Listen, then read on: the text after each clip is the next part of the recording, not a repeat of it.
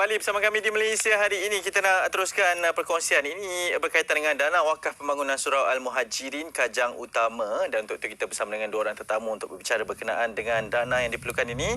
Saya nak perkenalkan Encik Rosli Muhammad Yunus, pengurusi Surau Al-Muhajirin Kajang Utama Selangor. Assalamualaikum, selamat pagi Encik Rosli. Assalamualaikum warahmatullahi Dan di wabarakatuh. sebelahnya adalah Ustaz Nazri Nasir, jurucakap pembangunan Surau Al-Muhajirin Kajang Utama Selangor. Assalamualaikum Ustaz. Waalaikumsalam warahmatullahi Sihat, Ustaz, ya? Alhamdulillah. Rosli sihat, ya? Alhamdulillah. Mungkin boleh mulakan dengan perkongsian pembangunan Surau Al-Muhajirin Kajang Utama dan juga hala tuju bagi surau ini, Ustaz. Bismillahirrahmanirrahim. Assalamualaikum warahmatullahi taala wabarakatuh.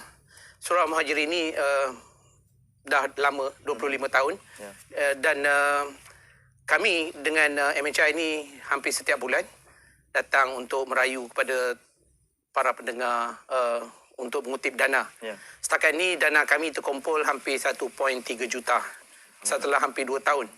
Ya. Jadi kami masih memerlukan lebih kurang 8.7 juta macam itulah untuk kami bangunkan prasarana surau kami dalam segala bentuk kemudahan, terutamanya dalam pembelajaran untuk budak-budak, anak-anak karya kami.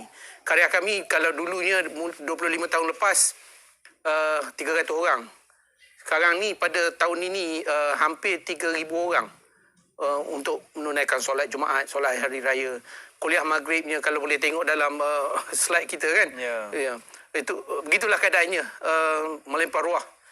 Ini solat Jumaat selepas Covid macam ni. Ya. Dan kuliah maghrib kita pun sama, mendapat sambutan yang sangat baik.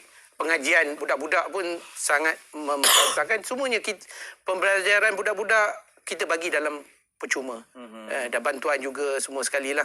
Jadi sebab itu kami datang sini untuk merayu kepada semua rakyat Malaysia terutamanya untuk menyumbang dan untuk bagi kami pasaran, untuk membuat pasarana yang lebih baik. Ya, Encik Rosli mungkin boleh kongsikan tentang perkembangan terkini dan juga macam nak dapatkan informasi terkini berkaitan dengan dana ni. Ya, tuan-tuan boleh tengok dalam skrin TV tu snapshot dulu. Ya. Kita ada QR code Toyib dan Maybank. Kalau tak nak buat pakai QR code, kita ada number account juga. Maybank account, Bank Rakyat, number account Bank Rakyat boleh terus bank in. Dan yang paling bagusnya, kami mendapat pelepasan cukai daripada lembaga hasil untuk korporat, untuk orang perseorangan. Jadi boleh bank in dan bagikan resit itu kepada number yang tertera. Ya. Dan kami akan keluarkan resit rasmi wakaf Selangor. Ya. Untuk pelepasan cukai tuan-tuan, terutama akhir-akhir tahun ni kan. Jadi ramai yang dapat bonus, mungkin TV3 punya staff dapat naik gaji. Boleh.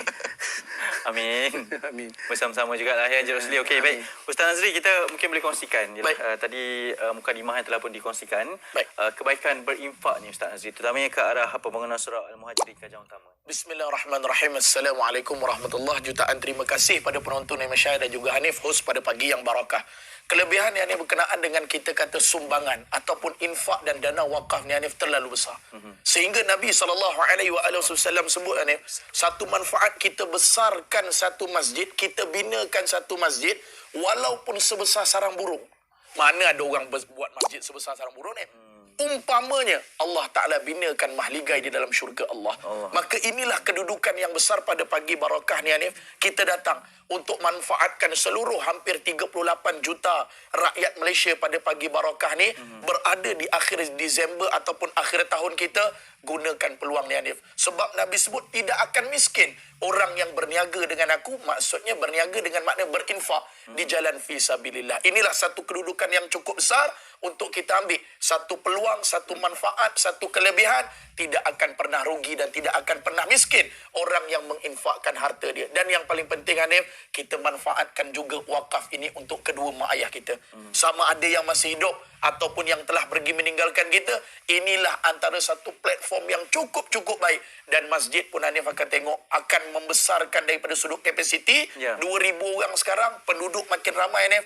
Kita gunakan, bantukan untuk kita berikan keselesaan terutama kepada ahli qaryah Surau Al-Muhajirin Kajang Utama ni. Ya, Ustaz. Dan juga sekali lah mungkin ada masa yang tinggal ini. Baik. Untuk mengajak bagaimana caranya untuk mereka ini berinfak. Ustaz sekali lagi menyeru kepada semua sidang penonton MSI yang dirahmati oleh Allah.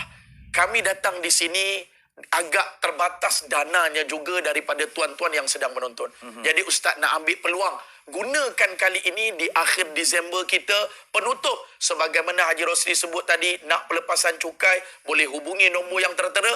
Dan kali ini Ustaz memohon dan mengajak semua untuk bersama-sama kita menginfakkan, ambil gambar, ambil screenshot, nombor akaun bank dan sebagainya. Inilah peluang yang terakhir untuk kita manfaatkan sebelum Allah Subhanahu Wa Taala ambil nyawa kita pula. Terakhir pesanan Ustaz, harta kita sebenar adalah harta yang kita infakkan di jalan Allah, Hanif. Itu dia. InsyaAllah. Encik Rosli mungkin sebagai penutupnya juga sikit. Sebagai penutup, saya sebagai pengerusi pembangunan Surau Al-Muhajirin Kajang Utama, jangan bertangguh untuk membuat kebaikan. Ya. Jadi umur kita tak tentu. Harta kita yang kita infak itulah yang akan membantu kita dalam perjalanan ke akhirat yang sangat jauh, beribu tahun. Jadi gunakan masa yang ada, harta yang ada untuk membantu membangunkan Surau Al-Muhajirin Kajang Utama. InsyaAllah, semoga ianya dapat dilaksanakan. Amin. Dana yang ingin cari juga dapat untuk disempurnakan. Sebab itulah kita bersama dengan kedua-duanya, iaitu Cik Rosli Muhammad Yunus, pengurusi Surau Al-Muhajirin Kajang Utama Selangor, bersama dengan Ustaz Nazri Nasir, jurucakap pembangunan Surau Al-Muhajirin Kajang Utama Selangor bersama kita. Jadi tertera maklumat di bawah ini untuk anda dapatkan dan juga untuk anda kongsikan. Okey, kita nak berhenti seketika. Sebentar lagi kita akan... Bila mati seorang manusia, terputuslah amalannya kecuali 3. Sedekah jariah, ilmu yang dimanfaatkan, anak soleh yang mendoakannya. Hadis riwayat Muslim. Ayuh kita perbanyakkan amalan baik ini dengan berinfak kepada dana pembinaan Surau Al-Muhajirin Kajang Utama. Semoga infak ini kita dimurahkan rezeki dan pahala, insya-Allah.